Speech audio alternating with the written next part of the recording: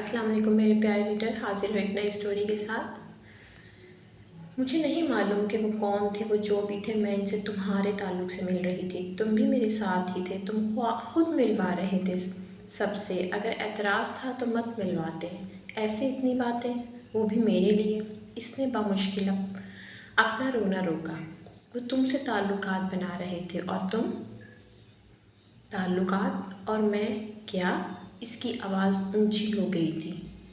میں کیا؟ اور میں کیا؟ وہ چلائی۔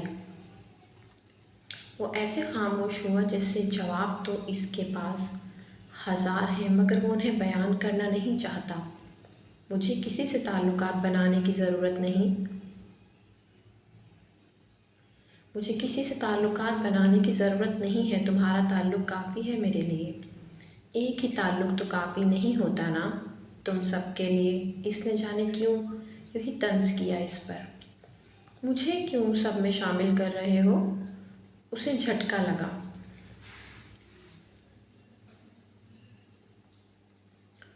وہی جو تم ہو۔ کیا ہوں میں؟ بیوی ہوں تمہاری، اور کیا ہوں؟ اب تو وہ ہر صورت معلوم کرنا چاہتی تھی کہ ان اتنی ساری باتوں کا مطلب کیا ہے۔ تم بیوی بن کر ہی رہو نا۔ وہ ان اندازوں کا حامل نہیں تھا۔ آج ہی آج، ابھی کے ابھی اس نے اتنے انداز سیکھ لیے تھے۔ بیوی ہی تو بنی ہوں، ورنہ تم بتا دو کیسے بنتے ہیں؟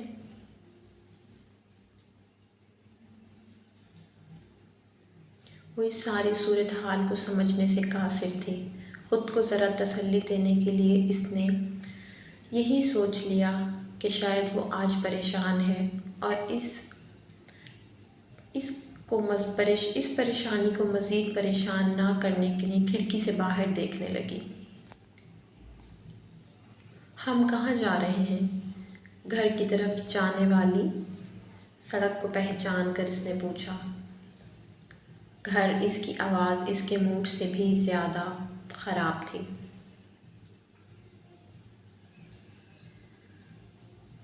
تم نے کہا تھا ہم ڈنر کے لیے جا رہے ہیں۔ ڈنر تم گھر کرنا۔ تم اس لیے مجھے وہاں سے اتنی جلدی میں لے کر نکلے؟ وہاں سے نکلنے کا غم ابھی تک ہے؟ وہاں سے جلدی آنے کا نہیں۔ تمہارے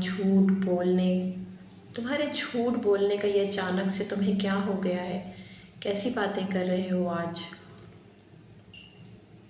وہ خاموش ہو گیا، جیسے اس کی ٹھوس دلیل پر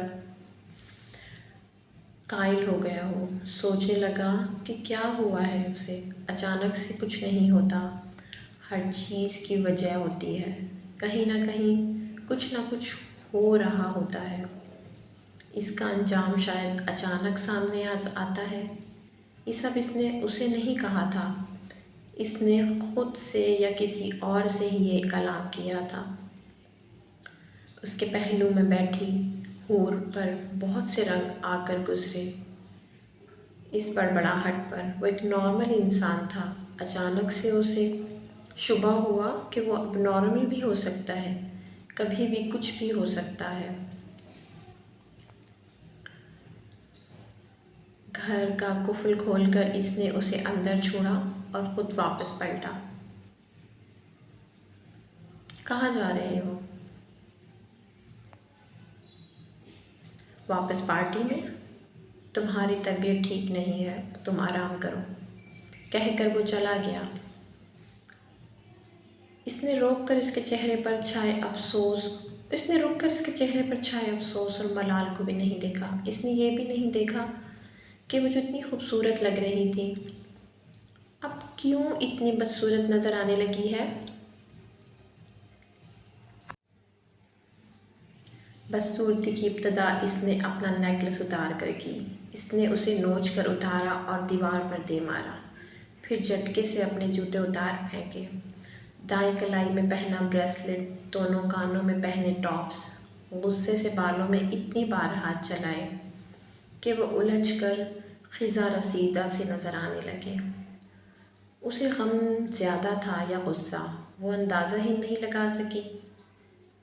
وہ بہت بری طرح سے سہم گئی۔ کچھ دیر پہلے وہ ایک ایسے شخص سے ملی تھی جسے وہ جانتی بھی نہیں تھی۔ اس شخص سے اچانک ملاقات تھی، جیسے چلتے چلتے کسی غلیظ سی چیز سے الجھ کر گرنا۔ 2 گھنٹے بعد وہ واپس آیا تو وہ وہیں بیٹھی تھی، بنا کچھ کھائے پیے، ایک ہی انداز سے باہر دیکھتے ہوئے۔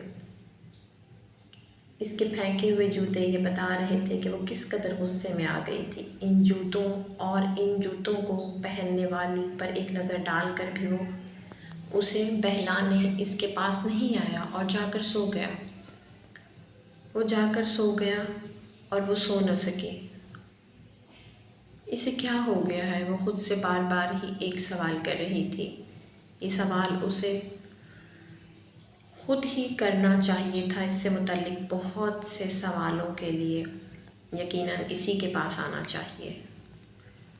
وہ جو ذرا سا سہم گئی ہے، وہ جو اندر جا کر سو جانے والے سے بے انتہا محبت کرتی ہے، وہی محبت جس میں سب جائز ہے، سب خون معاف ہے، جس کا ہر وار پر اختیار ہے، اسی سب کے لیے وہ سہم گئی ہے۔ موڈ اس کا خراب ہونا چاہیے تھا، جبکہ اس نے اپنا موڈ خراب کر لیا۔ کئی دن تک وہ اس سے کھچا رہا، کچھ پوچھنے پر بھی جواب نہ دیتا، مسکرا کر اس کی طرف دیکھنا جیسے اس نے خود پر حرام کر لیا تھا، اور کہیں باہر لے جانے پر بھی اس پارٹی کے بعد وہ اسے دوبارہ کہیں نہیں لے کر گیا۔ چھوٹی بڑی پارٹیز تو ہوتی ہی رہتی تھی، وہ خود بھی ان میں نہیں جاتا تھا، اس طرح کے شوق نہیں رکھتا تھا۔ اسے کتابوں سے بہت لگاؤ تھا اور وہ انہی پر سر رکھ کر سو جاتا۔ نیو یارک میں جو ان کے قریبی ملنے والے تھے اور جن کے یہاں جائے بنا رہا نہیں جا سکتا تھا، وہاں وہ اکیلا ہی جاتا تھا۔ اسے نہیں معلوم کہ وہ لوگوں کے پوچھنے پر کیا کہتا ہوگا۔ شاید ایک ہی گھسی پٹی بات کہ اس کی طبیعت ٹھیک نہیں تھی، یا وہ کچھ مصروف تھی، یا وہ ضرور آتی اگر بہت تھکی ہوئی نہ ہوتی۔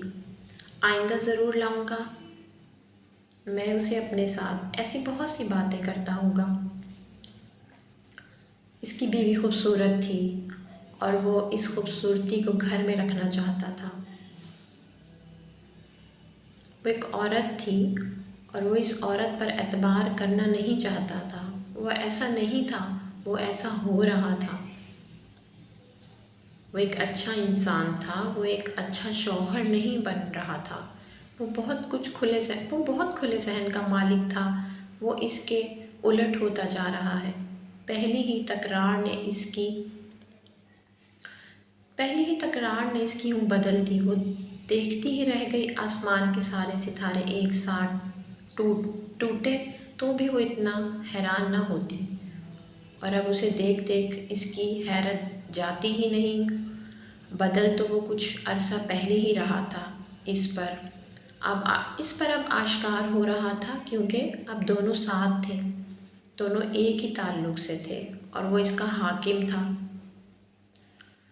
بھلے سے وہ اسے محبوب بنائے بیٹھی رہے، اسے دیکھ کر جیتی رہے، اسے سوچ کر خواب بنتی رہے۔ آہستہ آہستہ اس کی عادت بدلنے لگی۔ وہ اپنی خوبیوں کو آگ لگا دینے کے در پر ہو گیا۔ کچھ ہی دنوں بعد اسے اس کے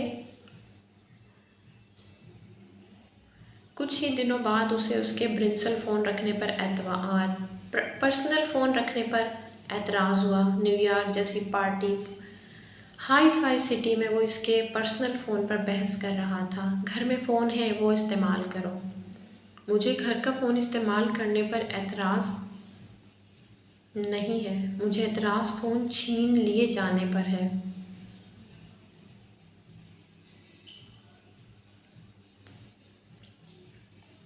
اعتراض؟